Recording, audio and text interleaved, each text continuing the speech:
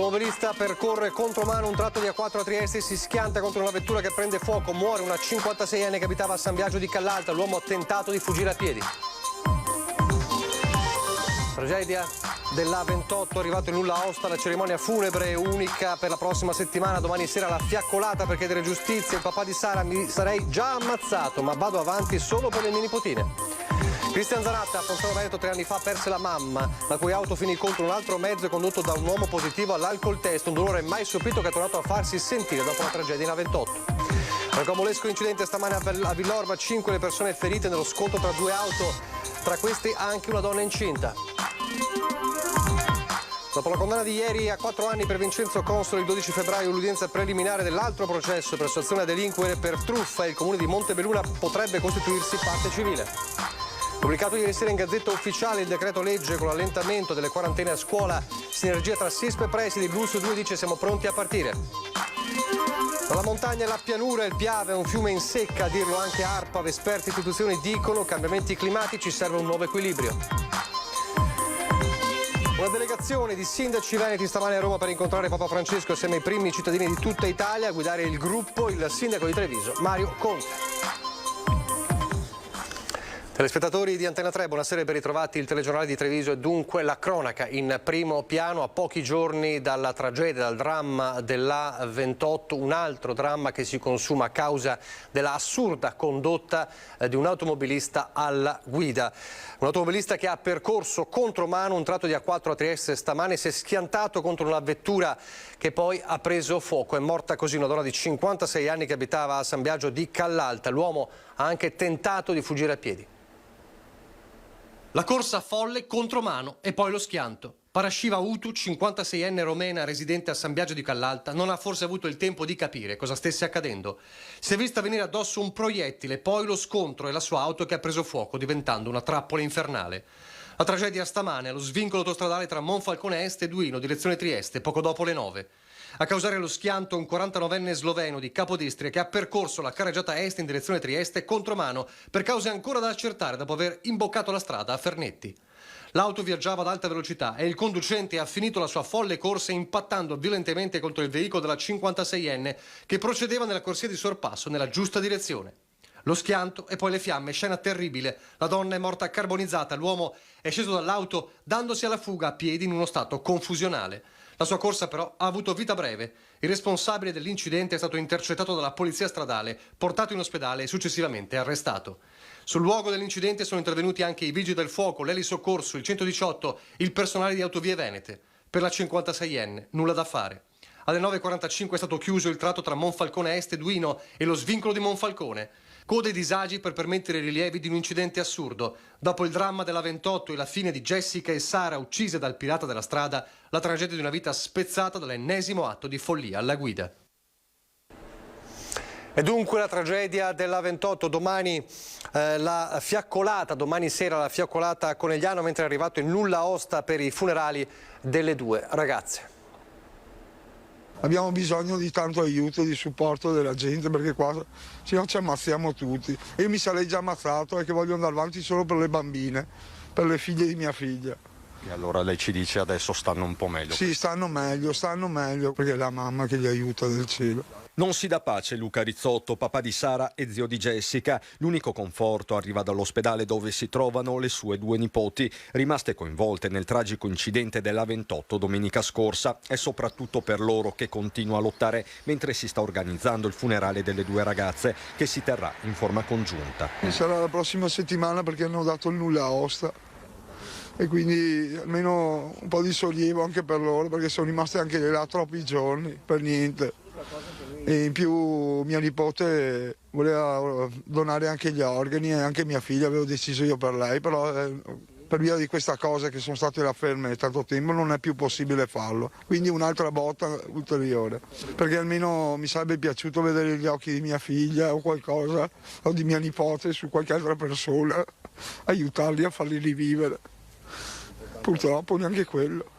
Una beffa, l'ennesima dopo la pronuncia del GIP di Pordenone che ha disposto gli arresti domiciliari per il pirata della strada che le ha travolte e al momento della cattura risultato positivo l'alcol test. Una decisione che ha scosso non solo le famiglie ma l'intera comunità che si prepara a una grande fiaccolata. Vogliamo essere nel luogo simbolo della città, per cui ringrazio le ragazze e le amiche di Jessica e Sara che hanno proposto di fare questa fiaccolata proprio per sensibilizzare in questa direzione. Faremo il breve tragitto di via 20 settembre fino alla piazza principale, che è piazza Cima, e lì ci sarà il corteo silenzioso, perché penso che oggi sia il momento del cordoglio. Poi ci sarà anche un momento per ricordare, e faremo qualcosa per ricordare in maniera viva le ragazze. Potrebbe essere una borsa di studio per i ragazzi che lo meritano, ma dobbiamo mantenere vivo il ricordo. Io spero che tanta gente venga per solidarietà, ma lo so che ci sarà tanta gente, perché c'ho tutti che volevano bene sia a mia figlia e a mia nipote e anche a me e alla mia famiglia. A incontrare i genitori di Jessica e il papà di Sara anche Romina Ceccato, mamma di Riccardo Laugeni, uno dei 4 angeli rimasti uccisi nel luglio 2019 sulle strade di Jesolo, sempre a causa di un pirata della strada, e oggi presidente di Alba, associazione che si occupa di sicurezza stradale. Io sono qua appunto per dimostrare la mia solidarietà, ma per fare in modo di combattere, di unire ancora di più le forze perché la giustizia sia messa in pratica, ma quella giusta, non quella sbagliata. Noi rimaniamo sempre vittime, sempre vittime. I nostri figli sono dentro al freddo e gli altri? Gli altri a casa. A casa. A casa non va bene così. Non c'è giustizia qui. Il dolore terribile del dramma della 28 ha riportato anche alla luce un dolore mai sopito per Cristian Zanatta di Ponzano Veneto, che 3 anni fa perse la mamma, la cui auto finì contro un altro mezzo condotto proprio da un uomo positivo all'alcol test. Quando ho sentito di queste notizie, di questo dramma che ha afflitto queste famiglie, purtroppo mi sono affiorati nuovamente delle sensazioni, dei sensi di dolore e di rabbia mai sopita. Una ferita mai rimarginata che dopo la tragedia in A28 e la morte di Sara Rizzotto e Jessica Fragasso si è riaperta in tutto il suo dolore.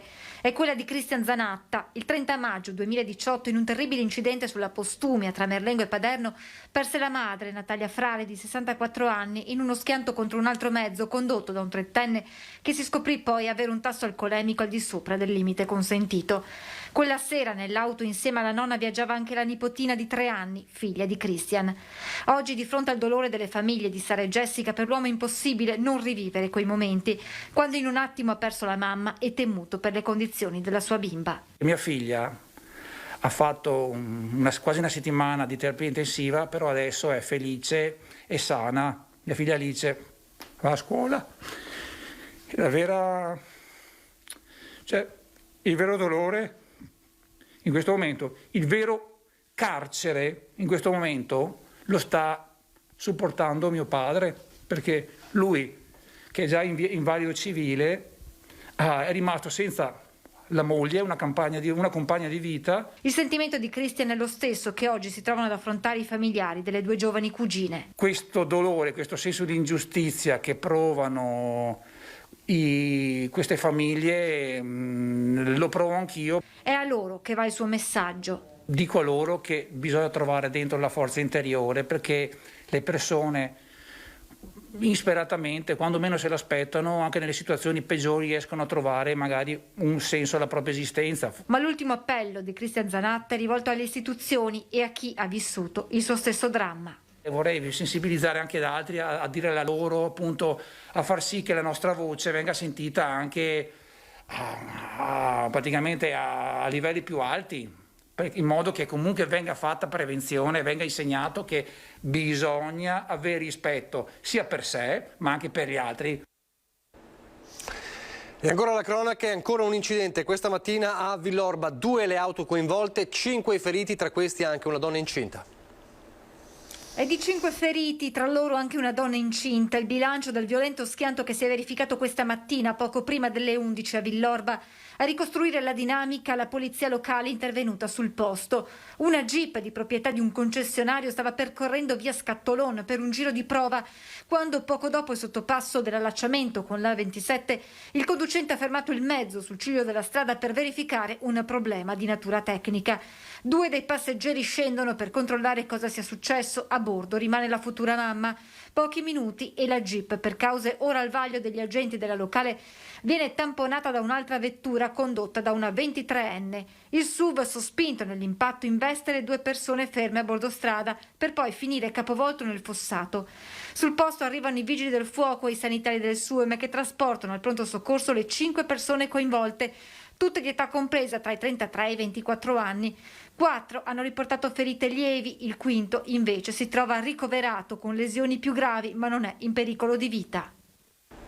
Adesso il crack di Veneto Banca dopo la sentenza di ieri in primo grado con la condanna a 4 anni di Vincenzo Consoli per aggiotaggio e ostacolo alla giustizia. Sabato prossimo in tribunale a Treviso si terrà l'udienza preliminare dell'altro processo, il processo per truffa, che vede anche altri imputati oltre all'ex amministratore delegato, e tra le parti civili in questo processo potrebbe esserci anche il comune di Montebelluna.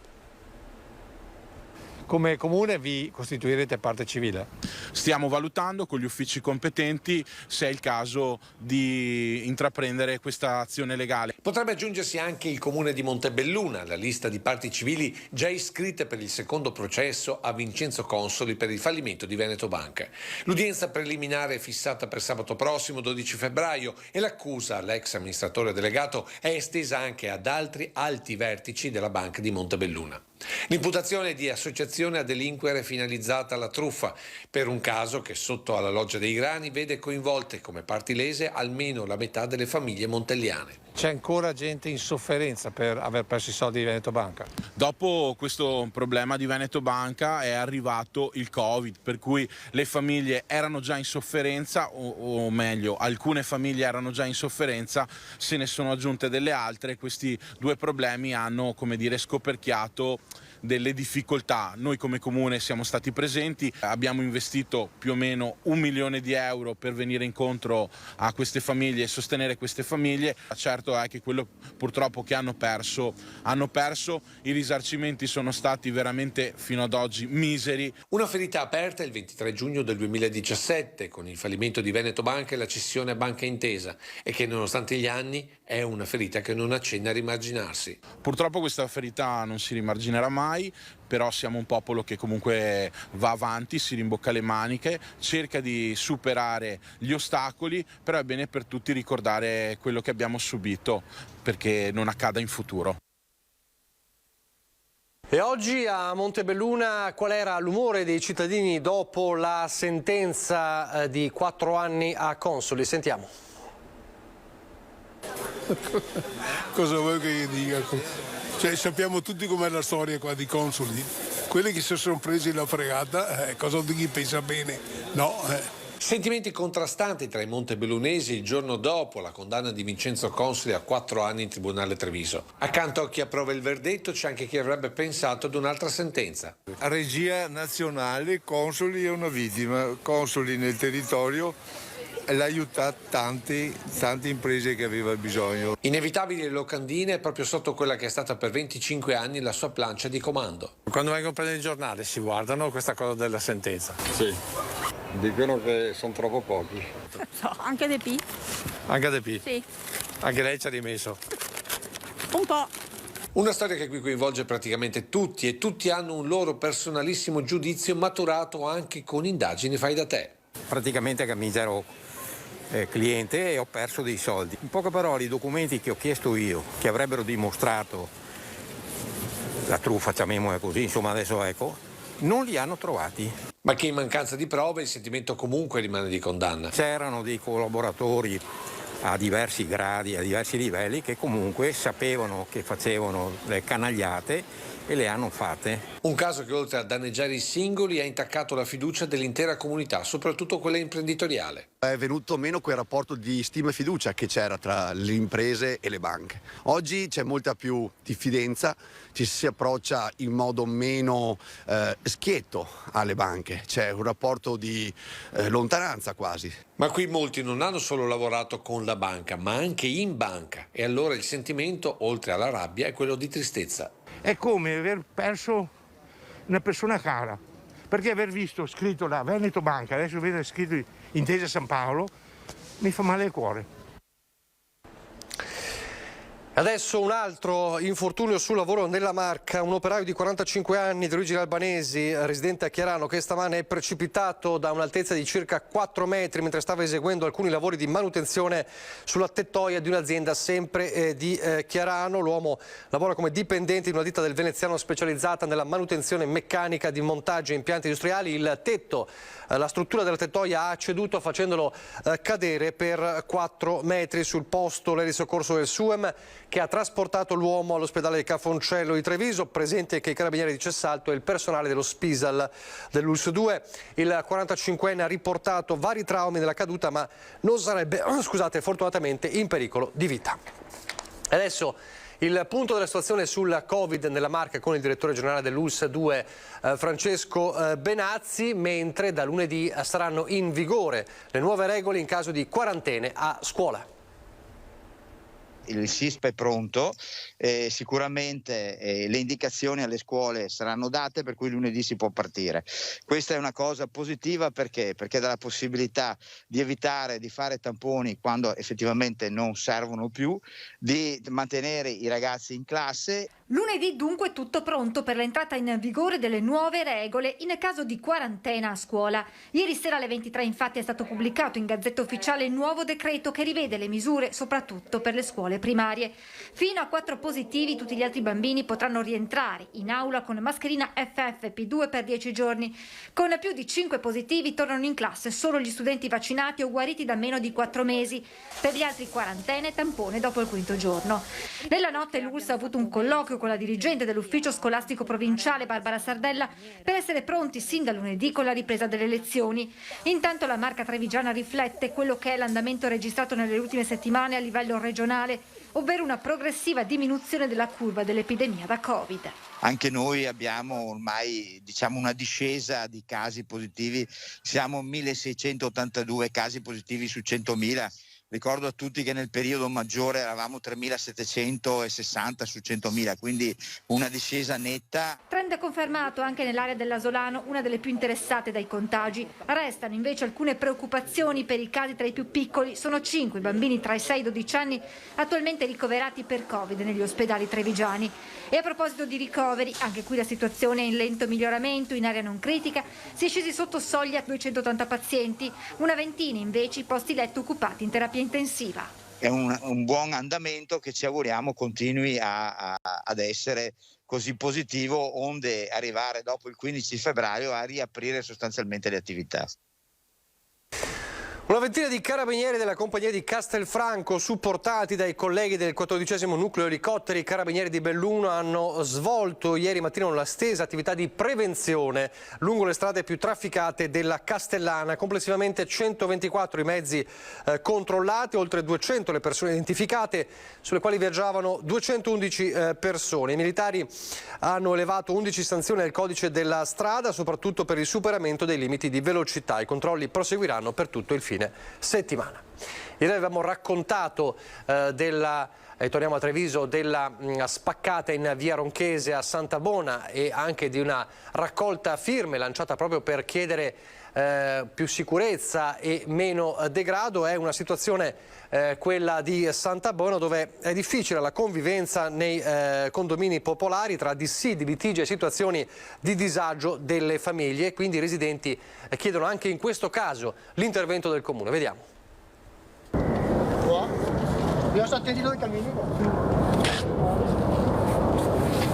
Il giardino condominiale trasformato in una lettiera per cani, sporcizia nel cortile, schiavazzi notturni, discussioni e diffide fino ad arrivare alle vie legali. È alta la tensione nelle case popolari in via Bianchini a Santabona per la difficile convivenza tra i residenti storici, diversi dei quali hanno anche acquistato l'appartamento, e inquilini entrati in base alla graduatoria o per emergenza abitativa. Un problema evidenziato da Roberto Pinto, ex presidente della circoscrizione nord e residente in questa palazzina, esasperato dal mancato rispetto delle regole condominiali, a partire dall'obbligo di raccogliere i bisogni dei cani. Ho sempre chiesto il rispetto del regolamento condominiale e una convivenza civile tra inquilini, tutto là. La mia richiesta è quella. E chi deve farlo rispettare, deve farlo rispettare. Tensioni sfociate anche nelle minacce tra condomini. Se mi fossi lamentata ancora mi avrebbe massacrata di botte. perché alle 3:30 del mattino stavano facendo casino, sono uscita sulle scale e ho detto di basta far casino, è venuta su a minacciarmi. A qualche centinaio di metri in via Ronchese un'altra situazione preoccupa una residente. La sua terrazza confina con quella della vicina, dove da mesi vengono accumulati i rifiuti. Non riesco a capire perché non riusciamo a risolvere questa situazione. I problemi della famiglia a me non interessano, io voglio solo la pulizia, perché questo è un degrado. Io sono riuscito a comprarmi questa casa, è dal 56 che vivo qua, non abbiamo mai avuto, eravamo poveri perché avevamo la cucina a legna, però non c'è mai stata questa situazione. Se qui non riusciamo a risolvere queste cose, non voglio dire un ghetto, però non si può andare avanti così. E proprio le parole periferie, non solo, ma anche la parola povertà, la parola pace sociale, ma anche la parola periferie e quartieri sono state tra le parole chiave del discorso che il Papa Francesco ha pronunciato accogliendo i sindaci da tutta Italia oggi. C'era anche la delegazione del Veneto guidata dal presidente di Anci Veneto e sindaco di Treviso, Mario Conte. Un'emozione grandissima che voglio condividere con tutta la mia comunità. Io mi sono raccomandato a Papa Francesco di ricordare la comunità trevigiana nelle sue preghiere, in generale tutti i cittadini del Veneto, quindi condivido con la mia comunità questo momento davvero bellissimo. L'emozione del sindaco di Treviso, prima volta vis-à-vis con un pontefice. In Vaticano a guidare come presidente ANCI la delegazione dei sindaci veneti con Francesco Rucco, Jacopo Massaro e Maria Rosa Pavanello, assieme ai primi cittadini di tutta Italia. Papa Francesco incontra i sindaci e li ringrazia. La vostra presenza è stata determinante per incoraggiare le persone a continuare a guardare avanti, ha sottolineato Francesco. Siete stati un punto di riferimento nel far rispettare normative a volte gravose ma necessarie per la salute dei cittadini.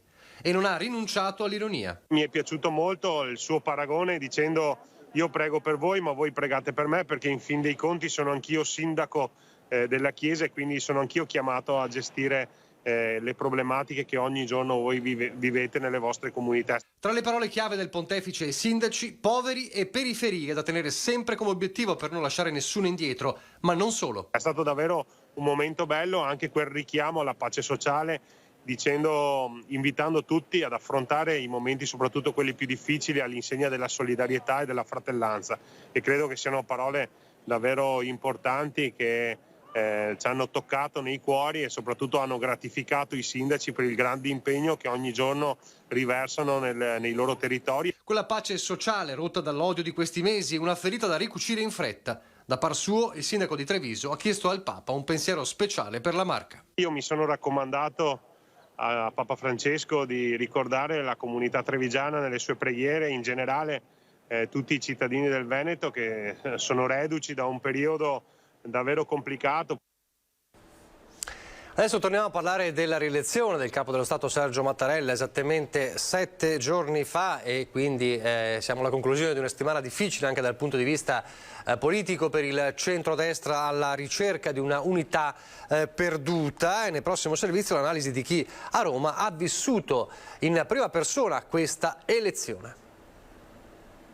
Per capire i cittadini, per portare le istanze dei cittadini sul territorio bisogna ritornare alla vecchia politica. E questa è la considerazione di un senatore della Repubblica dopo 10 anni a Roma e verso la fine della legislatura, che sarà archiviata come quella dell'esperimento dell'uno vale uno. Mi ritengo una tra le persone più fortunate perché ho avuto questa esperienza quasi decennale all'interno del Parlamento e credo che tanta gente fa tutto il possibile per il bene dei cittadini, tanta gente va lì a farsi le ferie. Un'amara considerazione, quella del senatore, che analizza invece così politicamente la rielezione al Quirinale del presidente Mattarella. Chi ha perso è stato il centrodestra, che non è riuscito a trovare quella compattezza che ci potevano dare nella presidente Casellati, tra l'altro veneta, e che abbiamo come Lega votato in maniera compatta. Il centrodestra, devo dire, non ha voluto, ha fallito, va ricostruito. Questo mentre già iniziano le grandi manovre in vista delle politiche del 2023 con il dimezzamento dei parlamentari. Veniamo da 20 anni di antipolitica in cui si diceva che tutto il male viene dai politici.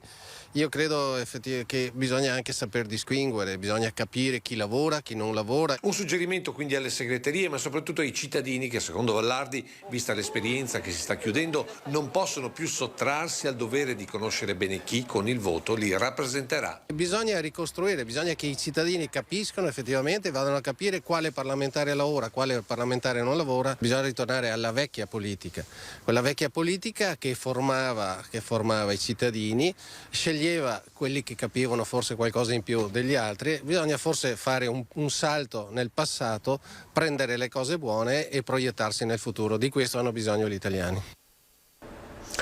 Parliamo di Red Canziana adesso, che si è concesso oggi una prima passeggiata nel giardino dell'ospedale Ca' Froncello di Treviso, dove come sapete, l'abbiamo raccontato, è ricoverato da un mese. Con un video postato su Facebook, visibilmente affaticato, ha comunque voluto rassicurare i fan. In pochi minuti sono migliaia i messaggi apparsi sulla sua pagina Facebook. Dovrò rimanere qui ancora per qualche settimana, ha detto. Allora vediamo il messaggio di Red Canziana. Ciao a tutti, è passato esattamente un mese dal giorno del mio ricovero e oggi per la prima volta sono uscito a respirare l'aria, quella vera, quella pura che mi mancava tanto. Io dovrò restare qui ancora 3 o 4 settimane perché la cura antibiotica è molto lunga e quello che ho avuto era molto brutto. Per cui ci sentiremo ogni tanto, faccio fatica a fare dei video o mettere dei post sui social, però sappiate che a oggi sto bene, respiro, sono venuto qui con le mie gambe e adesso torno in camera con le mie gambe. Vi abbraccio a tutti, mi mancate. In bocca al lupo davvero a Red Canziana, speriamo di vedere altri suoi video in queste settimane, poi poterlo riabbracciare quando uscirà dall'ospedale. Adesso la pagina bellunese.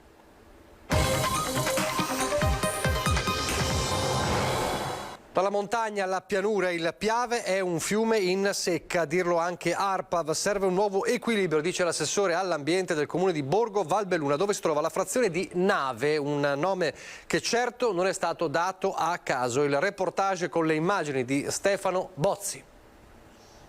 Noi qui ci troviamo in una frazione del comune di Borgo Valbelluna il cui toponimo parla da solo, si chiama Nave perché qui c'era un passaggio di barche che collegava la sponda sinistra alla sponda destra del Piave. Ecco, se noi ora ci immaginiamo un passaggio appunto di una barca qui, ora nemmeno con la fantasia riusciremo a immaginarlo. Da un lato la memoria di un passato, nemmeno troppo remoto, dall'altro la fotografia di un presente che racconta di un fiume che ha sete. Una secca così nel bel mezzo dell'inverno non si vedeva da tempo. Il colpo d'occhio a Nave di Borgo Valbelluna, così come a Lambioi, è evidente, ma a certificare il fenomeno è anche ARPAV. Da giorni, per esempio, nel tratto di chiusura del bacino montano tra Pederoba e Nervesa, le portate del corso d'acqua sono ferme al valore di deflusso minimo vitale, concetto che sta per essere sostituito da quello di deflusso ecologico. Certo, il problema resta. La carenza idrica si traduce in problemi sia per la pianura che per la montagna, dove non sempre è facile trovare un equilibrio. Il tema che ci si pone è l'efficiente uso della risorsa idrica e su questo naturalmente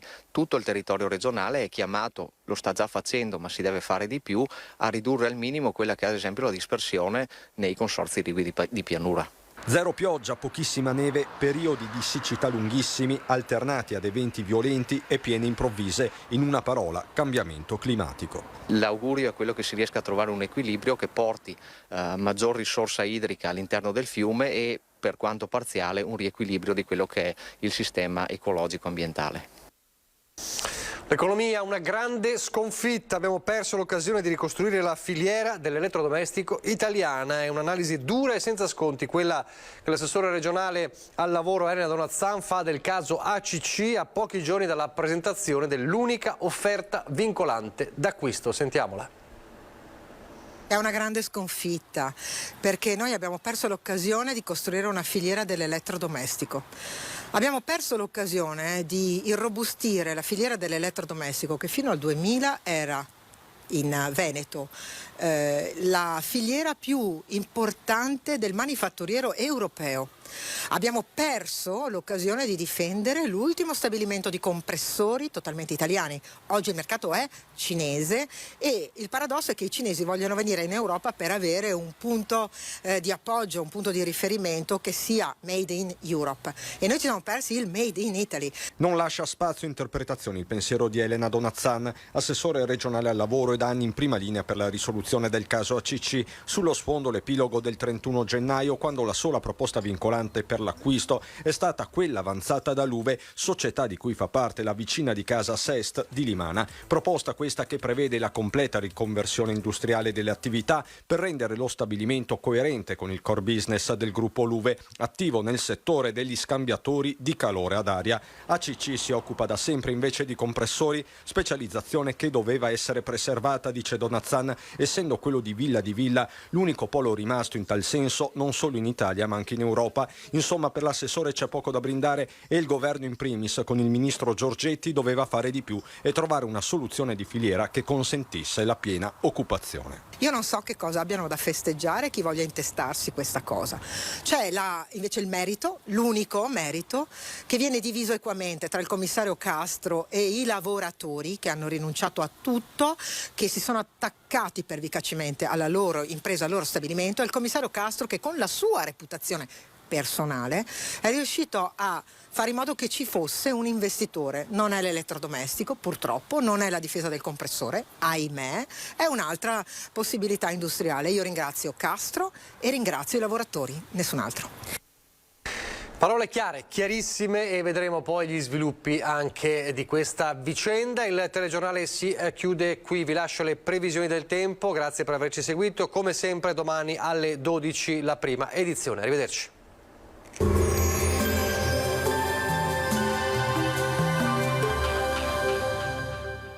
Entra nel mondo Lolato. Da oltre 40 anni un team di professionisti per migliorare la qualità della tua vita. Centro del piede con servizi di podologia. Laboratorio per la produzione di plantarie e calzature su misura. Benvenuti al Meteo. Contenuto indebolimento dell'anticiclone nel weekend e transito di un debole fronte su parte d'Italia. Il nostro territorio resterà ai margini e il tempo si manterrà stabile, ma vediamo la situazione. Sul Veneto, nel dettaglio, la giornata di domenica 6 febbraio si caratterizzerà per un cielo da poco a parzialmente nuvoloso, qualche nube bassa in pianura e probabili foschie ampie e schiarite durante le ore centrali. Occasionale nevischio sulle Dolomiti settentrionali a partire dal tardo pomeriggio. Temperature stazionarie saranno piuttosto miti, minime tra lo 0 e i 4 gradi, massime comprese invece tra i 7 e gli 11 gradi. Ci spostiamo ora sul Friuli Venezia Giulia, dove sarà anche qui soleggiato, con qualche addensamento sempre nel tardo pomeriggio e isolati piovaschi di sera. Temperature minime tra 1 e 6 gradi, massime sugli 8-11 gradi. Infine diamo uno sguardo alla situazione del Trentino Alto Adige, dove ci attende una splendida giornata di sole. Su tutti i settori il cielo si presenterà sereno o al massimo velato. Temperature minime intorno allo 0 o di poco superiori, massime sui 10 gradi. Dal Meteo di Antenna 3 per ora è tutto, grazie per l'attenzione, arrivederci.